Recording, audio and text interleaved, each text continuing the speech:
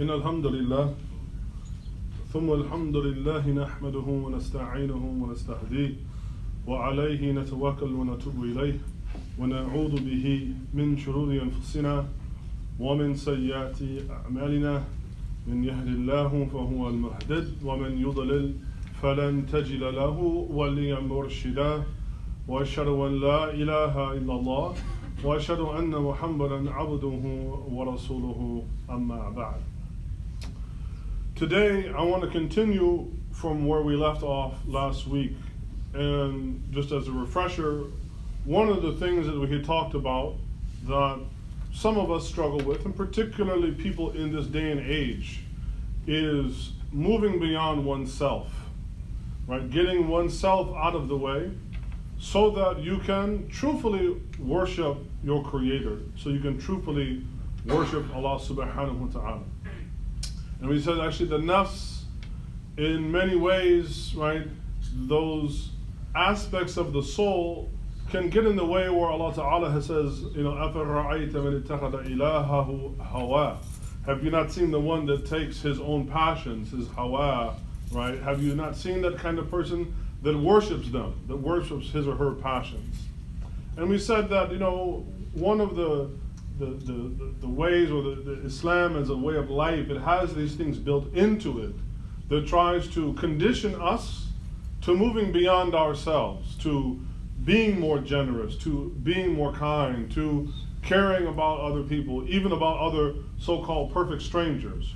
What is it that will move a person to give some of his wealth or to feed somebody who is in need? Part of that is recognizing that it was given to you in the first place by your Lord. So there's many of these things that are built in, to this deen to help us overcome those. And they also tend to feel very good. They tend to feel good in a way that other material things don't. When you're able to help a person who is in need, in many ways that is more gratifying than just simply money or some other material object. So it's a reminder for us. But also, it's why is it that this particular religion, if you want to put it, or this particular set of beliefs and actions where Allah said, أَكْمَلْتُ لَكُمْ دِينَكُمْ الْيَوْمَ, right? This day I completed for you your way of life, your religion of what I want you to do, right? And that it's perfect, it's perfected, it's complete. Why is that perfect and completed way of life? Why does it involve so much inconvenience? Why does it involve so much repetition? And those are some of the things, inshallah ta'ala, today, inshallah, we'll look at today to remind ourselves the importance of a commitment. And that's where we're going to begin. What is Islam? Now, we can say that Islam is to believe in Allah as one and to follow the Prophet sallallahu alaihi wasallam, and all those things are true. And in fact, in a concise narration, the Prophet sallallahu alaihi wasallam is reported to have said, "What bunya al-Islam ala khams." Islam is built upon 5 things. What? It's iman billah wa rasulihi. It's built upon what? Believe in Allah Ta'ala, and believe in God and God alone, with no partner, no similitude, no sons, no daughters, right? And that Muhammad sallallahu alaihi wasallam, may Allah bless him, the Prophet Muhammad, right? To believe in those 2. That's the shahada. Was salah, iqam is salah, right? To establish the prayer, not pray one time, not pray when you want to pray, not pray when you're in the mood, right? But day in and day out, right? Because Islam is a commitment. You're committed to believe in Allah. You're committed to believe in the Prophet sallallahu alaihi wasallam. You're committed to believe that the way in which he did things was superior to any way that we could individually come up with. And therefore his life is not only a shining example, but to be frank, it's also authoritative. And we have an obligation to follow it. And then likewise with, right, giving up some of our wealth. We call it zakah. And many of us like to think about it, but it's what? It's actually what? It's reorienting and reportioning some of your wealth to other people that you have no family tie to, you have no ethnic bond to, you have no other earthly obligation to, right? Matter of fact, even some of the mufassirin, the commentators say in some of these verses, like fi amwalihim haqq, in their wealth is a portion that the poor have a right to. This goes for what? Muslim and non-Muslim alike. So Allah Ta'ala has made this perfect way of life, and Muslims love to talk about how Islam is perfect. Well, it is, but it also involves those things that challenge us, right? And it will constantly challenge us from cradle to grave. Islam is a commitment. It's a commitment to believe in Allah and to act upon it. It's a commitment to believe in the Prophet ﷺ and to act upon it. As we said, it's a commitment to what? Earn wealth, give some of it away. It's a commitment every year when we're of age and health to what? Fast the month of Ramadan. And it's a commitment to strive to at least once in our life to visit the house that's been erected and built exclusively for the purpose of his worship, to make the Hajj. Right? Islam, especially for, not only for our young people, but for our da'wah period, it's like we need, especially in this day and age, with the idea of a commitment to anything, that you would be committed to something day in and day out, regardless of your mood, when everything today is about your feelings. Everything today is about feelings. And Islam doesn't say that your feelings don't count, it just says what? They just don't trump, they don't win. That means you may have to do some things, whether you're in the mood, whether you like it or not. And we saw this in replete example throughout the life of the Messenger Sallallahu Alaihi Wasallam, where the Prophet himself, had to notch and tie a rock to his stomach because he was, always so hungry, or the way that he gave people when he didn't have anything to give. Where does this come from? It comes from a deep internal and personal commitment to the truth, not to a feeling committed to other feelings, but feelings committed to the truth. And the truth does not change. This is something important for our da'wah in terms of calling people to Islam. This is also important for us ourselves to take to heart, and then especially with our kids. Because our kids struggle with, well, why do I gotta pray all the time? I don't see a little Johnny, right? Unless you're like a convert and you name your kid John, right? Why does little Johnny get to run around and do whatever he wants to do, but dad and mom is always putting on me that I have to, right? Because to be Muslim is to have a commitment, and it's to have a commitment to the truth, right? But in this statement, right, Buni al-Islam ala khams, this is also an important opportunity for us to, one, demystify and simplify Islam. I'll be quite honest, as somebody that has a more intellectual background, having studied Islam for almost 3 decades, studied fiqh, studied usul, studied Arabic language, studied all this stuff, and it's wonderful, but Islam is not Arabic. Islam is not usul, Islam is not fiqh, right? And I'm not saying these things don't count, don't anybody panic. But we cannot democratize, right? We cannot make this something that's incumbent upon the average person, which reminds me of when an old Bedouin man, who when he heard the message of Islam, he accepted it. Okay, la ilaha illallah. There's no God, there's no deity to worship except for Allah. He accepted it. And then he said, he heard what? This Muhammad, sallallahu alaihi wasallam, Muhammad is his messenger? Okay, I accept it. But then very quickly, things got complicated, right? There's like, you start wudu with your right hand, your left, and then you can do 3 times for the fadila, for excellent, or once, or what's. He said, man, all of these rules, قَدْ كَثَرَ شَرَائِرَ الدِّينِ أَكْثَرَ عَلَيْهِ. He said, all of these rules and regulations for the deen, they became too much for me. Ya Rasulullah, give me a simple person. Give me something I can use day in and day out that I can hold on to. Of course I'm going to believe, fast, pray, Hajj, Zakah, right? But outside, just give me something I can hold on to that's not technical, that's not for specialists, because I'm not a specialist. He said, don't allow your tongue to become dry from the remembrance of Allah.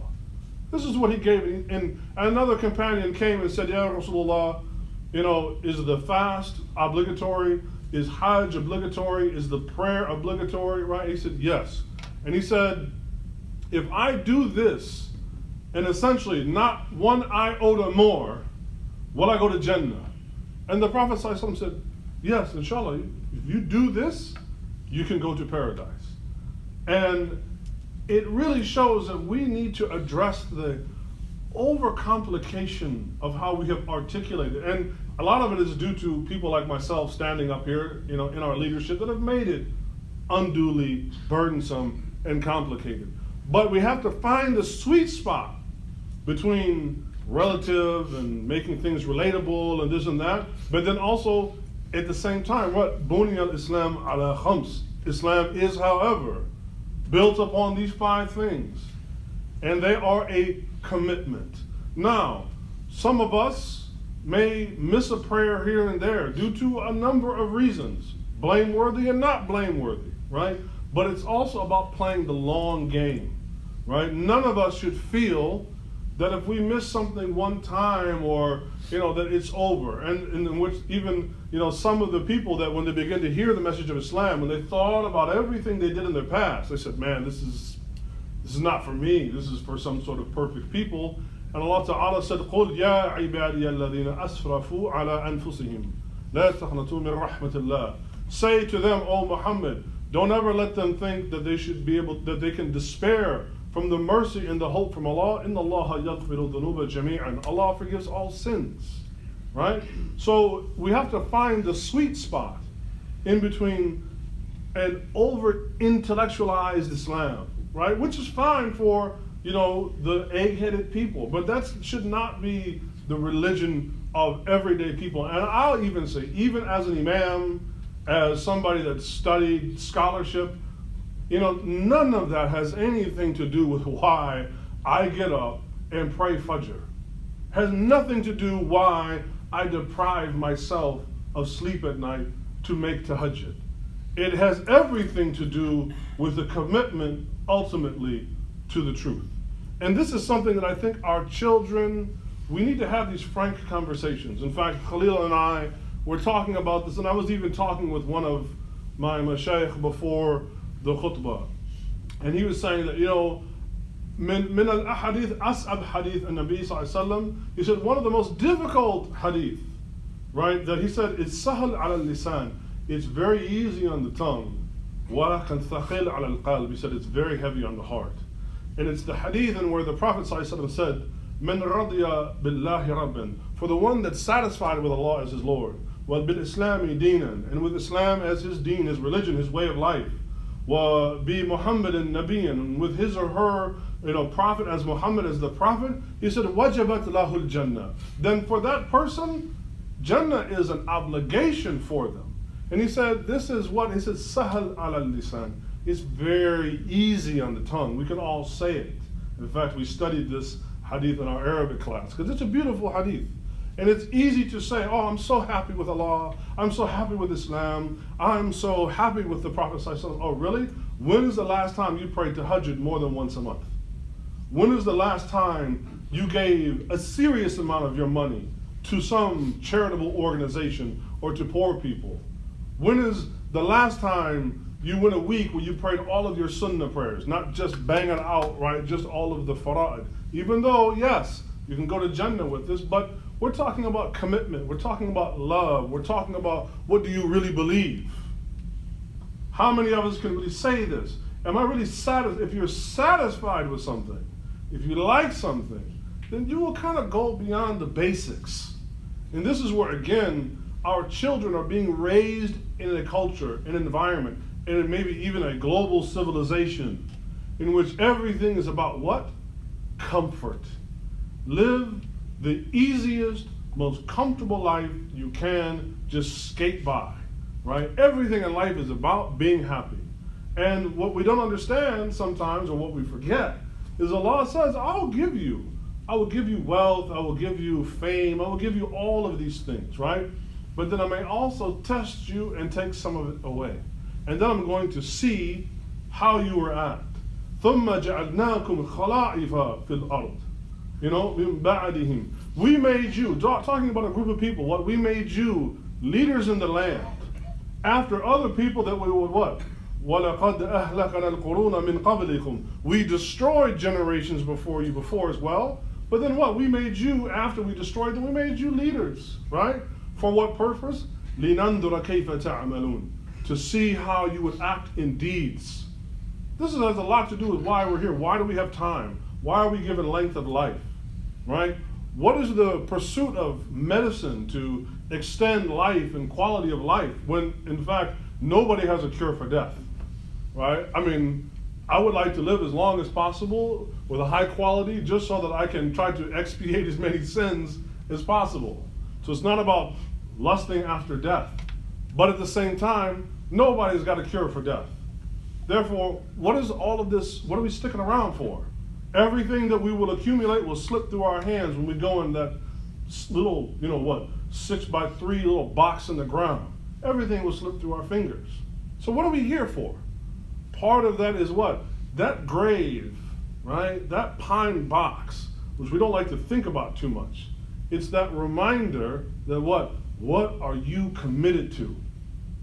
The next time you go to a janazah, the next time you hear about somebody passed away, even if it's not a Muslim, right? There was a very famous rock musician. He was a leader in a band called Soundgarden. Some of you may have no idea, but he was a very world famous musician. And for a lot of people, he had the ultimate life. Beautiful women, money, fame, rock star, world traveler, right? And what did he do? He committed suicide. Now, we can get into a conversation about mental health, but it is also there's mental health chemical, and then there's like a degradation of mental health. What led into that? Well, at some point, you may look around and be like, man, yeah, I have everything, but I'm not happy, right? And this is what we have to understand, is that money does not light the way to guidance. Money is not a torch in the dark of misguidance, of misery, of unhappiness, of being discontent. Now, I'm not saying I'm trying to be broke either. And you know me, look at this blazer, right? But at the same time, money is not nur. Money is not light, and it's not guidance. So what would cause that? It's something for us to reflect on. So even when it's a non-Muslim that dies, right, our response is always, wa inna lillahi wa inna ilayhi raji'un. Right? To Allah we belong, and to Allah we returning. And in fact, that verse, right, that helps to solidify for us, what is our obligation? What are we doing here? What are we committed to? Because Allah says what? إِلَيْنَا مَرْجِعُكُمْ جَمِيعًا. You're all going to return to me. وَعَدَ اللَّهِ حَقًّا. Right? And the promise of Allah is true. Then Allah actually tells you what? He doesn't say, well, this and this and this, and I'm telling the truth. He says what? I'm telling the truth, and the truth is what? You're going to return back to me. Right? So we have to think earnestly about what are we committed to? And don't belittle the small things, right? Don't overly complicate Islam. Focus on these 5 things that the Prophet ﷺ said, this is what our way of life is built upon. Now that's a foundation, there are many other things that you can enjoy in life, right? It's not about only that. But if you don't have that as your foundation, it will actually be very, very difficult to enjoy some of the other things in life. Like this person, you may get so depressed because you put all of your hopes and dreams into fame and success and money, and when that doesn't make you happy, if there's nothing else lying underneath that, it's like the bottom falls out. So we want our foundation to be these 5 things. And we ask Allah Ta'ala to make us the people of dhikr. Ij'alna min ahli dhikr. Oh Allah, make us from the people who remember you, who remember your deen, and who remember your prophet. أولا نسأل الله بالعافية. We ask Allah for well-being. ربنا اغفر لنا ذنوبنا وكفر عنا سيئاتنا. استغفر الله استغفر الله استغفر الله.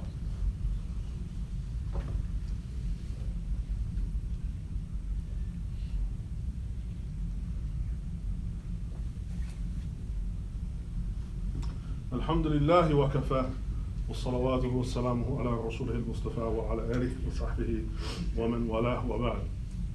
So this simplification doesn't always mean easy. And I think this is maybe the one small part to leave and to contemplate about. And then there's a beautiful hadith Qudsi, right? There's a narration in which the Prophet ﷺ is quoting something that Allah Ta'ala said, but it's not considered Quran. And many of us will know this, in which the Prophet ﷺ said what? Inna Allah Ta'ala qala man aadi li waliyan. He goes into this longer hadith, right? For the one that takes takes me like as his protector and whatnot. He says what? Wa mimma iftaratu lahu. He said what? My slave does not draw closer to me other than what I've made iftaratu lahu, what I've made fard or obligatory upon him. And sometimes we think like, oh man, every day in and out, every day in and out, right? Well, what better way to remind you of what your commitments are than to have something that some things you will do every day, right? The salah every day, right? Some things you will do once in a while, like giving your zakah, which, you're not going to do every day. Maybe you give it once a year, maybe a couple times a year. The fast of Ramadan, right? Once a year is that kind of reminder. And then even just once in a lifetime. So there's many different types of reminders that are built into this way of life to constantly say, what are you committed to? And if you're not committed to Allah, right? Not to give you a guilt trip, right? But if you're not committed to Allah, then what can you be committed to? Because everything else is made by Him and is dependent upon Him. Everything that you may take pleasure from. Let's say you like music. I know everybody out here thinks music is haram, except for those who come to my house, right? So even if you take pleasure in music, where does music come from? Where are the wonderful musicians and movies that we like to watch, right? Where do these actors come from that make all these wonderful things we get entertainment from? They all came from Allah. Allah made them, right? So the things that you are getting so much pleasure from, it's not that you shouldn't get pleasure, but it's being reminded, what, even this thing that I like, that I love, that I get pleasure from, it ultimately is dependent upon the Creator. So what am I ultimately dependent upon? What are my commitments to? Buni al-Islam ala khams. Islam is built upon these 5 things. And they're not 5 difficult things. Really only one of them, or you could say 2, right? 2 out of 5 are a daily affair, right? You have to constantly affirm belief in Allah and His Messenger, and you have to pray at least 5 times a day. This is not a burdensome commitment. 2 out of 5 are also, you could say, annual. If you make a certain amount, you pay your zakah once a year, right? And you fast your Ramadan once a year, and then 1 out of 5 obligations once in a lifetime. This is the foundation for us to remember what really matters. This is the obligation that actually will, if you take it to heart, will give you something to hang on when sometimes life can feel a little bit meaningless. We like to pretend that, just because you're a Muslim you don't get depressed, or just because you're a Muslim you don't get frustrated. This is ridiculous. Even the Quran tells of the Prophet ﷺ going, Mata Nasrullah. Where's the help of God? Right? This is the Prophet ﷺ is going through all of these trials and tribulations, and he has all of his past and future sins forgiven. Al-Kawthar, inna a'taynak al-Kawthar, right? This beautiful section of paradise just created for him, right? And he's thinking why I got to go through this? Why can't you make this happen to Abu Jahl? Why can't you make all of this happen to, the kuffar of Quraysh or something? Why me? Mata Nasrullah. Frustration is a part of life. I don't care who you are. I don't care whether you're, an abd sitting here in the middle of Jumu'ah or you're a Nabi. It doesn't matter. You will be put through trials and tribulations. But what helps to make those comprehensible instead of bewildering is Buni al-Islam ala khams. Belief in Allah, His Messenger, His angels, and hereafter. Right? What's going to keep human beings, think about this, what's going to keep us honest with each other in this life? What should stop me from killing you, taking your property, cheating you, robbing you, right? What's going to, if there is no other life, well then I might as well get some of it now because it's just going to be over. But in our deep recesses, we know this is not it. And this is why all of this, Elon Musk wants to go to Mars. I'm like, man, all you're going to do is go from one planet in the middle of space to another planet in the middle of space with some human beings on it. And as long as you got human beings, you got problems, right? The human being will never escape problems because we can't escape Allah. We can't escape our Lord. Allah has designed this where we will have problems and we will have frustrations. So think about this and take this to heart. These 5 things, they are a solid foundation to remind us of what we are committed to. Have these conversations with your kids, with your loved ones, with your friends, even in your da'wah, it's like, what are you committed to? I'm committed to this. Share this, inshallah, with the world, and we can help, some of this, reckless competing for objects that are all going to slip through our fingers. So, we ask Allah, رَبَّنَا آتِنَا فِي الدُّنْيَا حَسَنَةً. Oh Allah, we ask you for good in this life, وَفِي الْآخِرَةِ حَسَنَةً, and in the next life also, وَقِنَا عَذَابَ النَّارِ, and protect us from the fire. وَصَلَوَاتُكَ وَسَلَامُكَ عَلَى نَبِيِّكَ الْكَرِيمِ, and may your peace and blessings be upon your most noble of prophets, وَعَلَى آلِهِ وَصَحْبِهِ أَجْمَعِينَ وَأَقِيمُوا الصَّلَاةَ. Allahu Akbar, Allahu Akbar. La ilaha illallah, ashhadu anna Muhammadan Rasulullah. Hayya ala as-salah, hayya ala al-falah. Qad iqamatis salah, qad iqamatis salah. Allahu Akbar, Allahu Akbar. La ilaha illallah. La ilaha illallah.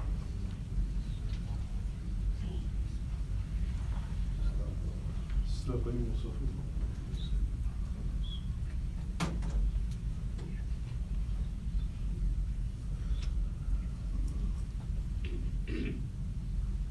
الله أكبر. الحمد لله رب العالمين الرحمن الرحيم مالك يوم الدين إياك نعبد وإياك نستعين اهدنا الصراط المستقيم صراط الذين أنعمت عليهم غير المغضوب عليهم ولا الضالين.